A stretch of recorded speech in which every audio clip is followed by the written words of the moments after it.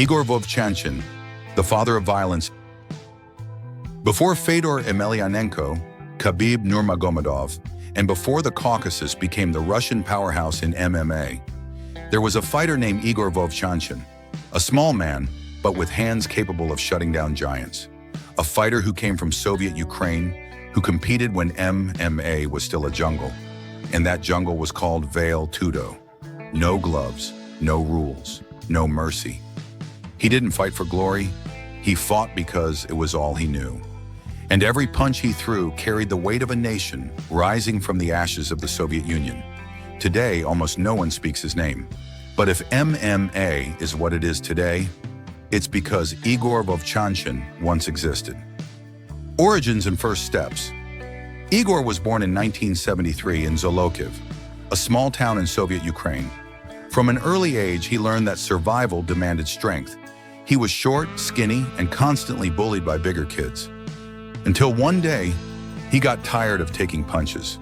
He found a gym and started training boxing. It didn't take long to realize his fists had something special. The sound of his punches was different, dry, heavy, final. Even without much technique, Igor knocked down anyone who stood in front of him. But boxing felt too controlled. He wanted chaos, real fighting, no limits, no referees. And in those no-rules fights, Igor found his destiny. The no-rules fights. With the collapse of the Soviet Union, the 1990s became a scene of chaos and survival. No money, no law, but plenty of violence. That's how the underground tournaments were born, where men fought until one couldn't stand anymore. In that chaos, Igor became a legend. He fought multiple times in a single night. Crowds surrounded the ring, shouting as blood soaked the dirt floor. They say that in one tournament, he won 8 fights in one day. His nickname came soon after, the Mini Mike Tyson of Eastern Europe. Small but absolutely destructive. A true predator. Fearless, emotionless, pure instinct. International dominance from 1995 to 1999, Igor won almost everything. Underground tournaments, regional events, and later, the IFC 1999 tournament in the United States. 3 opponents in a single night, all destroyed, all left lying on the cold, rusty cage floor. That's when the world began to notice. This Ukrainian wasn't like the others. He didn't have the monstrous physique Americans were used to seeing. He didn't speak English, but he fought with a fury that made him unstoppable. Then the rising sun called, and Japan recognized his worth. Arrival and pride. In 1998, Japan was living the golden era of the Pride Fighting Championships.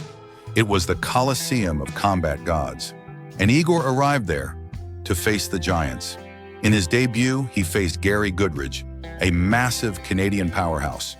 Everyone expected Igor to be crushed, but 2 rounds later, the world witnessed the true power of the East. Then came Mark Kerr, Mark Coleman, Sakuraba, Heath Herring, Francisco Bueno, and one by one they fell. Igor wasn't the most technical fighter, but no one hit harder than him. The god of knockouts. Watching Igor fight was witnessing something primal, instinctive, unique. He didn't dance in the ring, he hunted. He advanced with a hunched posture, eyes locked in, fists ready to explode. Each punch sounded like a hammer smashing against steel.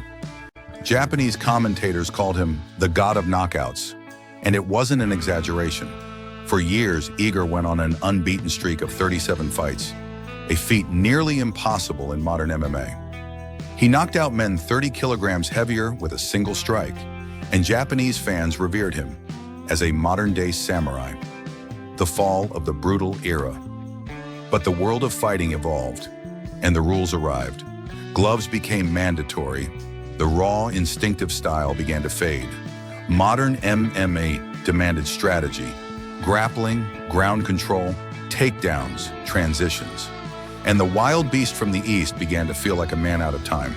Still, Igor kept fighting, respectfully, no scandals, no trash talk.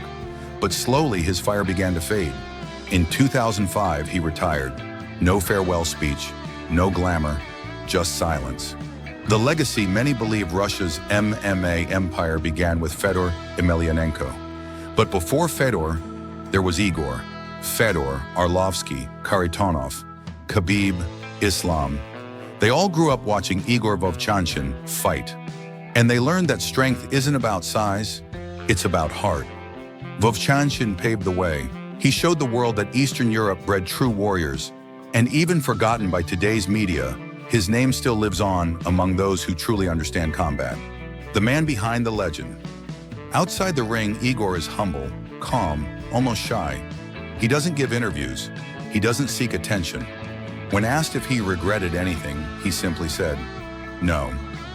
I did what I had to do. That was my time today." Igor Vovchanchyn lives quietly in Ukraine, far from the lights but surrounded by respect. Because everyone who ever saw him fight knows one thing: he was different. A silent warrior, forged in pain and discipline. The kind of man who's born once in a generation. Conclusion. Modern MMA is full of rules, contracts, fans, social media, and cameras. But before all of that, there was only instinct.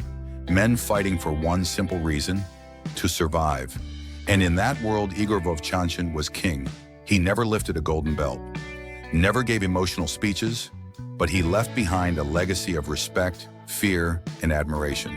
So the next time you hear names like Khabib, Islam, or Fedor Emelianenko, remember the first, the small giant with fists of steel, the man who turned chaos into art, Igor Vovchanchyn, the true father of violence, the first titan of the East.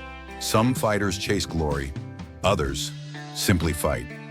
Igor Vovchanchyn fought and changed history forever.